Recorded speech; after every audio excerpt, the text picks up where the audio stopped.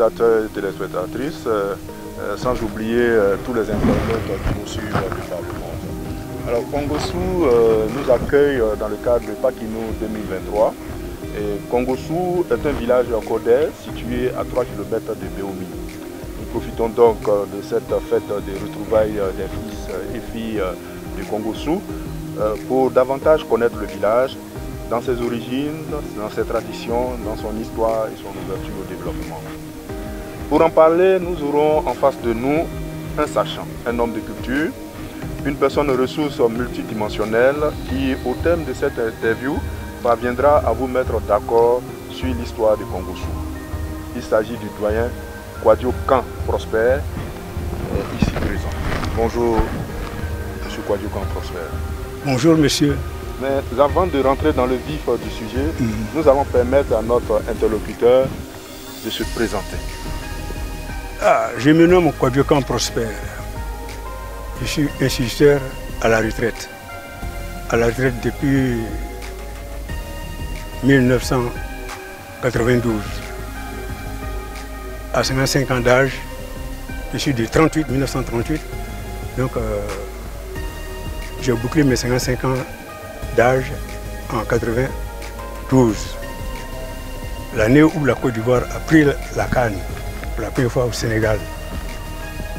Et c'est là que je suis venu à la retraite. Et je suis au village. Depuis, je suis dans ce village Kongosu. Je suis en ma 31e année de retraite. Je prends la parole aujourd'hui parce que nous avons une mutuelle de développement, la MIDECO, qui a besoin de mes services pour avoir vu, pour avoir suivi un peu ce qui s'est passé ailleurs. Et tout le monde savait, le progrès, la progression d'un pays, d'un village, c'est le truchement. Le frère a fait ça, c'est bon. Alors moi aussi j'ai fait la même chose.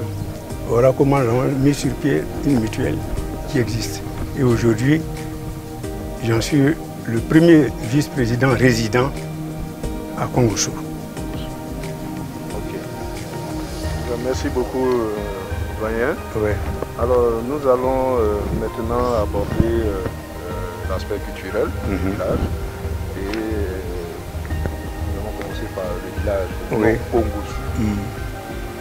Kongosu, oui. Est-ce que ça a une signification? Kongosu, oui, c'est une signification. En baoulé, Congo, c'est le bas-fond. Et Kongosu, c'est au-dessus du bas-fond. Donc Kongosu est situé à un endroit proprement dit. Nous sommes au-dessus du bas-fond. Voilà comment Kongosu se trouve. Alors donc à partir de là déjà nous allons vous allez essayer de nous rapporter un peu l'origine du village, son histoire. Oui. Où est-ce que bon, le patriarche, notre patriarche Nana Kwame Afikpen, chasseur d'éléphants et guerrier en son temps, appartenait au grand groupe sous le commandement de Nana Abla Apo, le frère d'Abla Poku. Bon, oralement, on a dit que la reine Poku est arrivée à Sakassou. Mais nous, à Béomi, nous savons que la reine Poku n'est pas arrivée à Sakassou.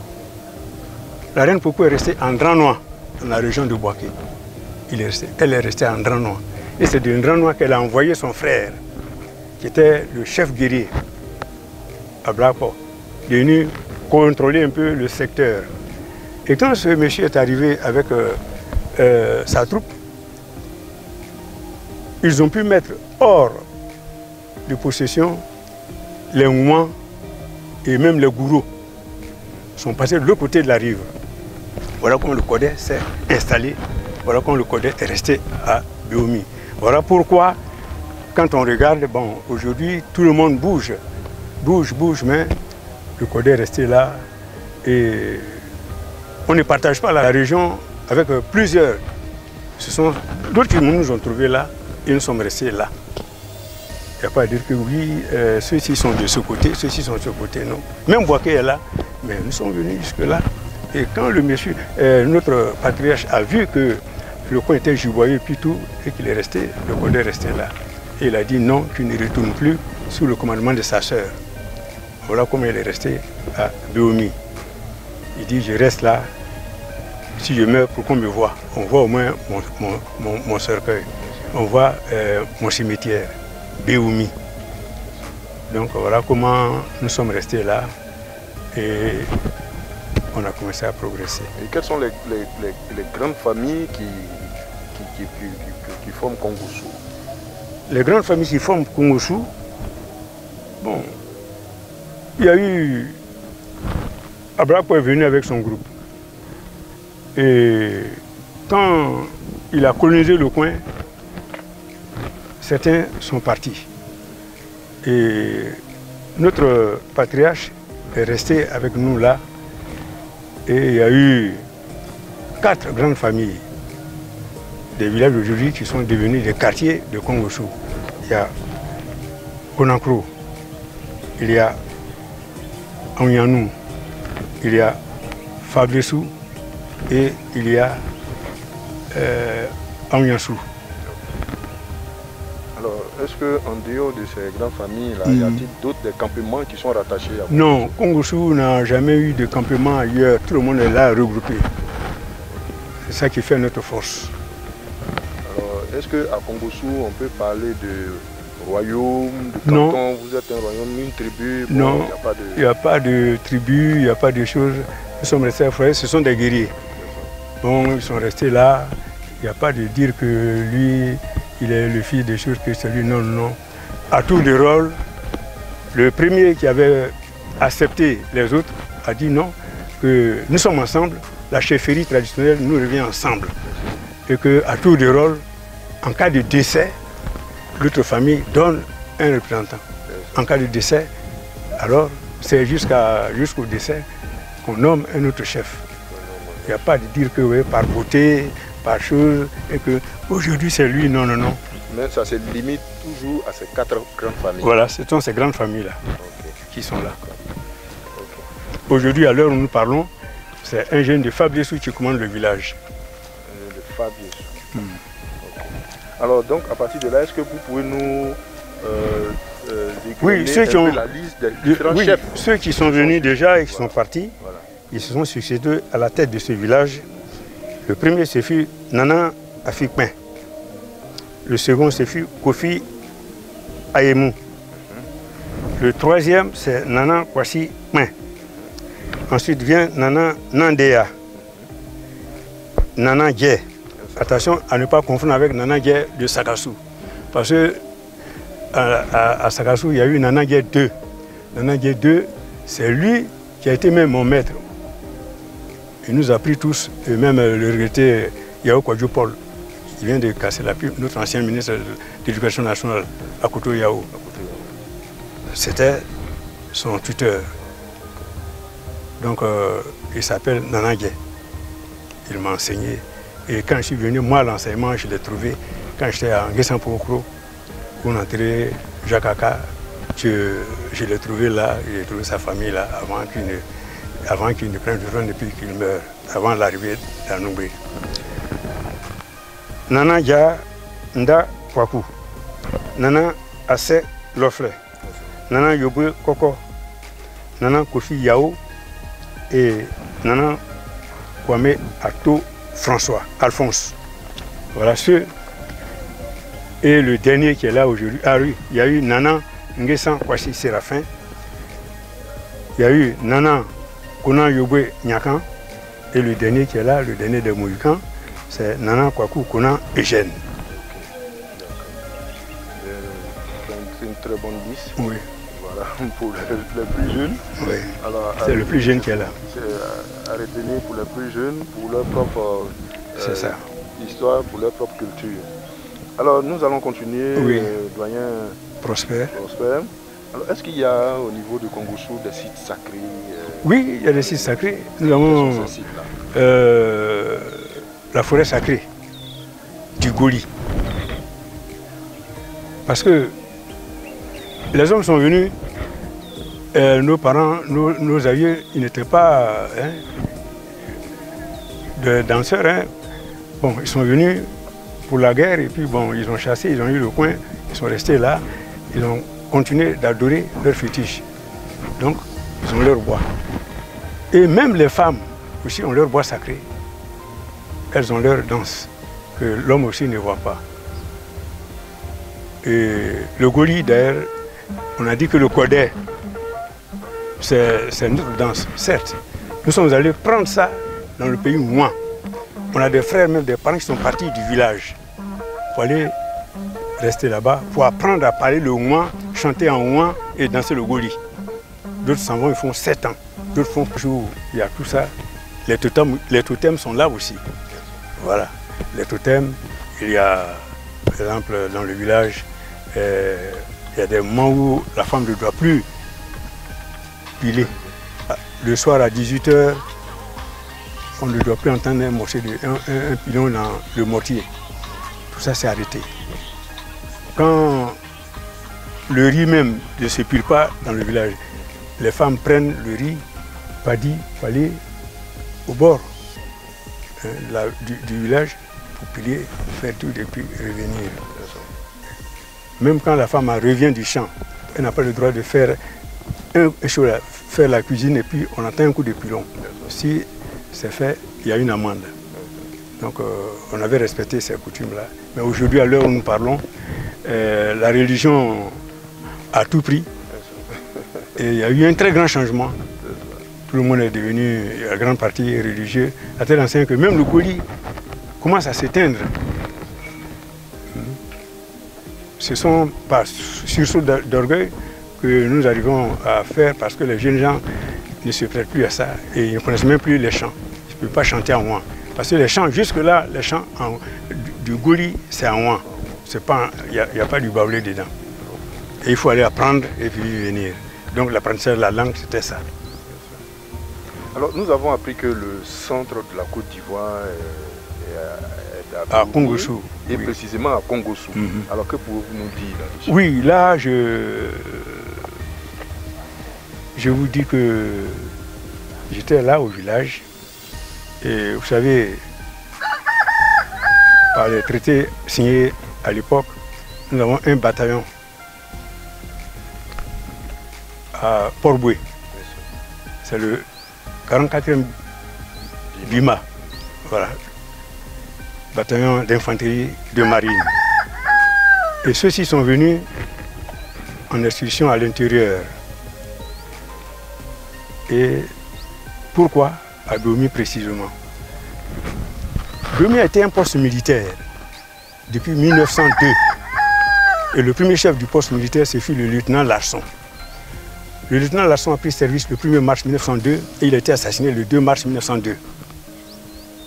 Il a été enterré aujourd'hui, je peux vous indiquer le coin, il y avait un cimetière blanc qui se trouve aujourd'hui dans la cour de la gendarmerie nationale, sur le tronçon Diomi-Sakassou, avant d'arriver au lycée.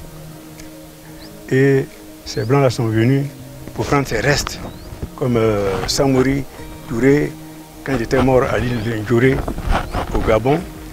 Je crois que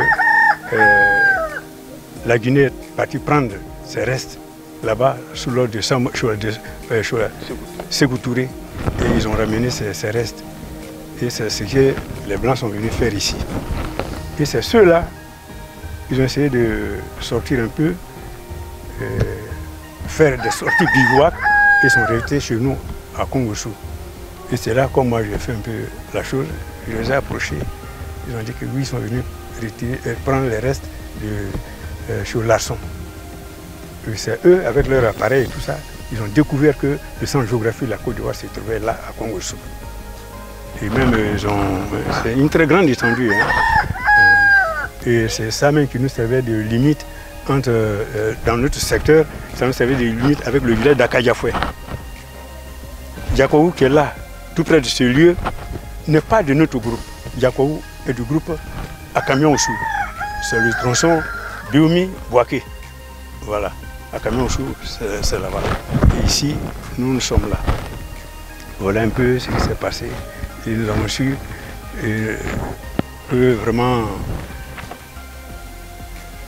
Kongossou était important parce que c'était le point zéro même Oui.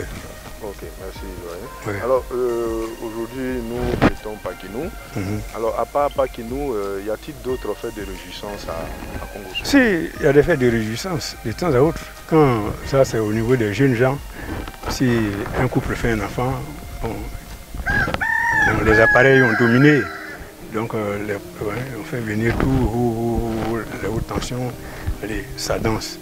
Mais il y a quand même les religions qui sont là. Et tout le monde s'amuse, mais les anciennes danses, il n'y en a plus. Vous savez, d'ailleurs, même les guerriers n'ont pas de danse. Hein? Bon. Mais à l'époque, quand ils ont utilisé, ils ont fait le goli, bon, c'est resté à ce niveau. Donc voilà un peu. Alors est-ce qu'il y a-t-il des alliances entre vous et d'autres peuples? Oui. Parlez-nous un peu. Il y a des alliances entre les autres et nous. Par exemple, la Yaou, le Goli, le Satiklan et le Kodé, voilà. Voici les 4 groupes qui sont en alliance. Et même, à travers les lectures, j'ai découvert que à Oumé, il y a un groupe de Baoulé là, Gota Baoulé, ils sont là-bas. Et Irewata, c'était même leur base. Bon, l'appellation des objets Atié, eux aussi disent Atié. Donc c'est pour dire que eux aussi sont avec nous. Nous sommes dans la même lignée. Est-ce que ces alliances-là sont basées sur des faits de société alors que je veux parler du contenu de ces alliances-là. Oui, ces alliances sont basées sur les faits de société. Parce que avant notre arrivée, il y a eu des cas où les choses sont passées et pour arranger, bon, ils ont dit, bon, vous, donnez-nous telle chose, ou bien l'adultère. Et quand ces choses-là sont passées, que ça a été réglementé, puis tout ça, ils sont arrangés, nous sommes entendus, on a laissé tomber tout ça. Voilà comment l'alliance est restée et on a sémé. Du fait de ces alliances-là, est-ce qu'un fils de Congo-Sou peut épouser Oui, oui, voilà. Nous allons. Hein, on a beaucoup, aujourd'hui à Congo-Sou, il y a beaucoup de femmes qui viennent d'ailleurs. Hein, et comme nos filles aussi qui sont sorties, qui sont parties et sont là-bas. Et quand le beau-frère ou bien le mari arrive ici, en tout cas il est chez lui, il est dans la famille. En tout cas il est bien accueilli et on s'entend. Alors sur le village, de toutes les questions que nous avons abordées, est-ce qu'il y a des aspects que vous pouvez nous révéler sur le village? Est-ce qu'il y a d'autres, du point de vue culturel? Sur le plan culturel, oui. D'abord, nous voulons tout faire pour entretenir notre centre, le centre de géographie de la Côte d'Ivoire, pour que, avec le temps, quelqu'un puisse quitter Abidjan pour venir voir au moins le centre géographique. Si nous avons un monument là, ça va nous arranger. Ou bien quelqu'un qui vient du Grand Nord. Et bon, quand on prend la carte, et puis on prend le 12 décimètres de l'élève, vous voyez Boaké et Béomi, quand on essaie de mesurer, on retrouve à peu près les mêmes dimensions. Donc c'est pour dire que c'est vrai. Congo-Sou, Béomi, Congo-Sou est le centre de géographie de la Côte d'Ivoire. Merci, doyen Prosper. Oui. Alors, chers amis téléspectateurs et téléspectatrices, tous nos amis d'Internet, tous nos internautes, voici, nous étions à Congo-Sou, un village situé à 3 km de Béomi, avec le doyen Prosper, qui nous a étalé toute sa connaissance sur l'histoire, sur les origines du peuple cordais. Merci beaucoup. Ouais. Nous sommes à votre disposition. Si un jour le coin devient un centre touristique, je crois que vous n'allez pas vous gêner pour revenir. Si. Parce que déjà, les 2 jours que vous avez passés ici, vous avez quand même une certaine amitié. Et je profite de l'occasion pour remercier le jeune frère Bertin, qui a pu avoir cette idée que nous puissions au moins parler sur les antennes pour que chacun de nous soit situé Et les frères qui sont un peu à distance, qui nous ont vus jeunes, nous voient aujourd'hui avec l'âge.